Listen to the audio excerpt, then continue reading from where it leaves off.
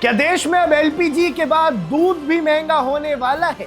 जहां एक तरफ लोग खाने को तरस गए थे, क्या अब अपने बच्चों को दूध पिलाने के लिए भी तरस जाएंगे?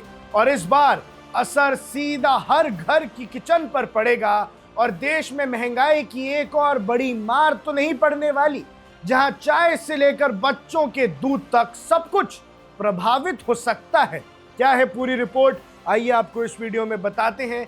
दरअसल खड़ी देशों में चल रही जंग का असर अब ग्लोबल लेवल पर दिखने लगा है और भारत भी इससे बच नहीं पा रहा है। ईरान ने स्ट्रेट ऑफ हॉर्मूज पर पाबंदी लगाकर ग्लोबल एनर्जी सप्लाई चेन को झटका दिया है और ये वही रूट है जहां से दुनिया का एक बड़ा हिस्सा तेल और गैस सप्लाई होता है। मिडिल ईस्ट जो ऑयल और गैस का सबसे बड़ा प्रोड्यूसर माना जाता है, अब जंग की लपेट में है। रिफाइनरीज पर मिसाइल हमले हो रहे हैं, ऑयल टैंकर्स को रोक दिया जा रहा है और एक्सपोर्ट इंपोर्ट का पूरा बैलेंस हिल चुका है। अब इसका सीधा इंपैक्ट भारत जैसे देशों पर पड़ रहा है जो एनर्जी के लिए इंपोर्ट पर डिपेंड करते हैं, बाहर से आने वाले सामान पर डिपेंड करते हैं। भारत में पहले ही एलपीजी की किल्लत देखने को मिल रही है और कई शहरों में लोगों को गैस सिलेंडर्स के लिए लंबी लाइनों में लगना पड़ रहा है। सप्लाई कम है और डिमांड ज्यादा, जिसके चलते सरकार को भी सिलेंडर डिस्ट्रीब्यूशन के रूल्स में बदलाव करना पड़ा है। लेकिन अब ये क्राइसिस और भी गहरा हो गया है क्योंकि इसका असर अब डेयरी सेक्टर पर पड़ने लगा है।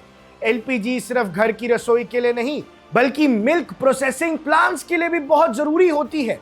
मिल्क को सेफ बनाने के लिए उसे पैस्चराइजेशन, उसकी प्रोसेसिंग और पैकेजिंग, ये सब चीजें जो होती हैं ये एलपीजी या गैस पर ही तो डिपेंड करती है। और दर्शकों, डेयरी ओनर्स और इंडस्ट्री एक्सपर्ट्स का कहना है कि गैस की किल्लत के चलते उनका काम डायरेक्टली प्रभावित हो रहा है। प्रोडक्शन स्लो हो गई है, कॉस्ट बढ़ रही है और अगर सिचुएशन ऐसी ही बनी रही तो दूध की यानी मिल्क की सप्लाई चेन टूट सकती है क्योंकि अब दूध बनाना भी महंगा हो गया है।